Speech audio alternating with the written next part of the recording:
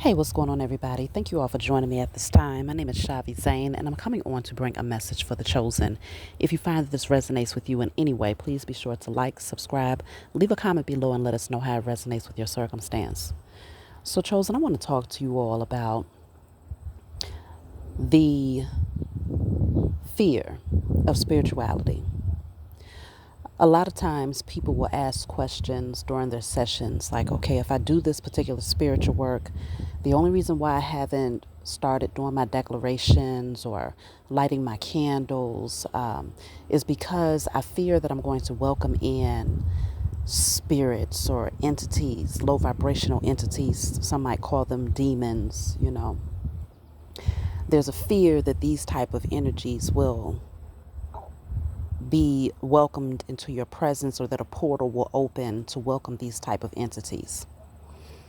Now, it's very important to understand what these low vibrational entities are, and to understand what type of environment and climate must be present in order for them to present themselves, right? Most of the time, people don't realize that you're already walking around with low vibrational entities in your presence. Most people have that in their energy most of their lives and have no clue, because the spookism that was presented to the world, especially through religious belief systems, has you thinking that a demon, a low vibrational entity, is going to look like this, creature, this supernatural creature with these, gruesome features, and they show up in the dark and they come and, possess you and things like that. That's all an illusion. These low vibrational energies live within most people until they awaken. So people are afraid to welcome in something that's already been present most of their lives. These low vibrational energies present themselves through particular character flaws, anger, greed, jealousy, envy, bitterness, hatred. But they also present themselves through particular lifestyles and patterns like lust, unhealthy lust, okay, addictions, drug addictions, alcohol addictions, food addictions, greed for money. It's so many different ways that these energies present themselves, and most people have been carrying them their entire lives in some way, shape, or form. And so when you awaken and you begin to take the spiritual path, there's particular fears that have been handed to you, especially if you grew up in the religious structure. Specifically, I'm talking about Christianity. In that particular religion, fear is the dominant frequency. Fear is the dominant frequency because a lot of times they're telling you that hellfire is your space if you don't believe in this specific belief system. Hellfire is your place if you step outside of the box that they've placed you in, or if you start to seek particular knowledge. And so when you are given and groomed with the energy of fear, that's when low vibrational entities, they love to hover in the energy of fear, because it's one of the lowest vibrational frequencies that exists. Besides hatred, shame, guilt, those energies are very low on the scale as well. And so when you are in fear and survival mode most of your life, based on a belief system that society has handed you or that your family has handed you, then you are already carrying these so-called demons, because you're already in alignment with the climate that they need in order to thrive. And so it will manifest and present itself in different ways. And this is why when you go to church, how often, especially depending on the type of church that you go to, how often have you seen people have to have so-called demons cast out, right?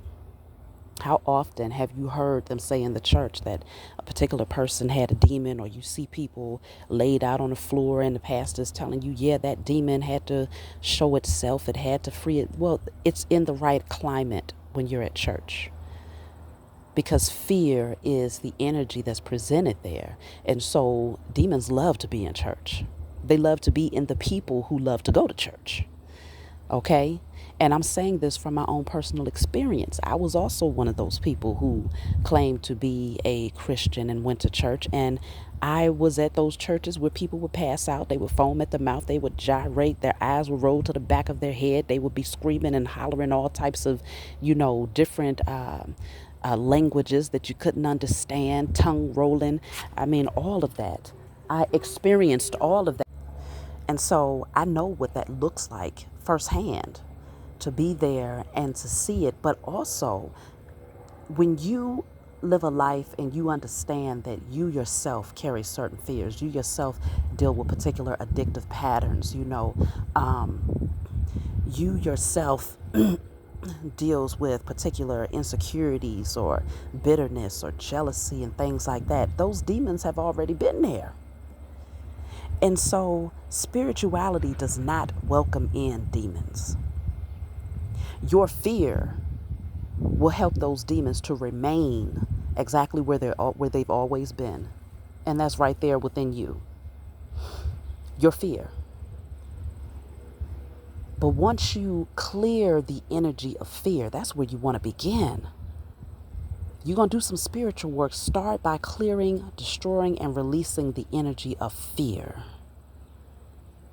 Because once you clear the energy of fear, you are able to fully explore and to grow and to see things from a different perspective. And so when your spiritual eyes open, you're not afraid of what's being revealed to you. A lot of times the demons that end up showing themselves are the ones that have already been within a person all of their lives. And so it's very important to get rid of the illusions that society has placed on you about spirituality. If you really want to thrive in your spiritual growth, it's time to start doing the spiritual work. You cannot be afraid to clear energies. You cannot be afraid to declare peace, justice, love, your birthright, your inheritance, your sovereignty. You cannot be afraid to do these things. This is a part of your mission as a chosen seed. And so do not allow people who live in fear to project that energy off onto you because they are afraid of taking the path that you have been called to take. It is their fear that's going to allow them to continue to stay in the climate of demonic energies and to attract demonic energies. It's their fear that's going to keep them there. But it's your courage to clear that fear that's going to set you free. So I strongly suggest that you consider, even when you think about things like parasites, right? That's all a low vibrational entity is, aka demon. It's a parasite.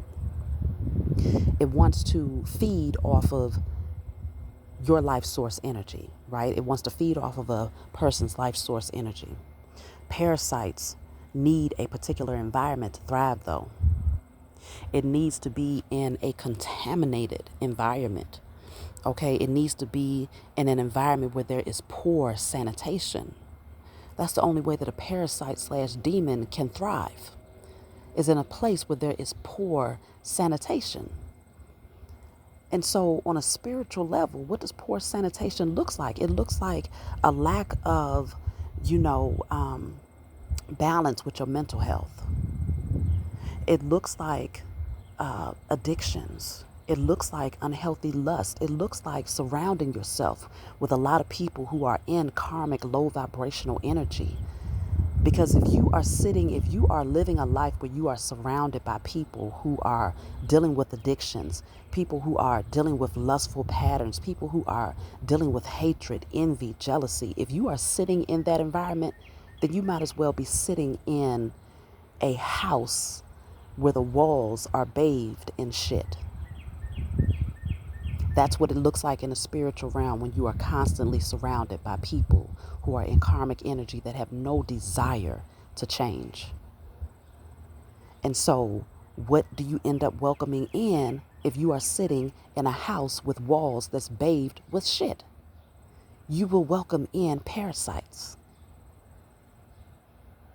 And so, if you look at everything from a spiritual perspective, you will be able to see the importance of sanitation, spiritual sanitation, cleansing your energy, taking your salt baths, using your sage, your Palo Santos, your frankincense, your myrrh, doing your burning and releasing, doing the internal cleansing of your mental thoughts, really taking inventory of your dominant thoughts and cleaning up your mind, how you think, how you feel, what you dwell on.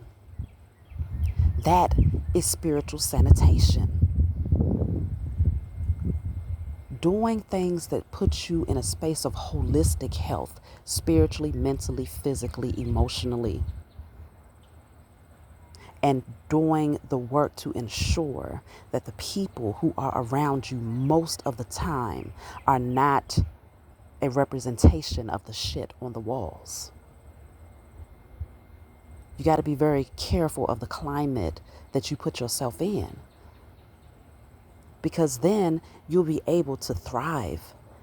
You'll be able to thrive because your space is purified, it's clear.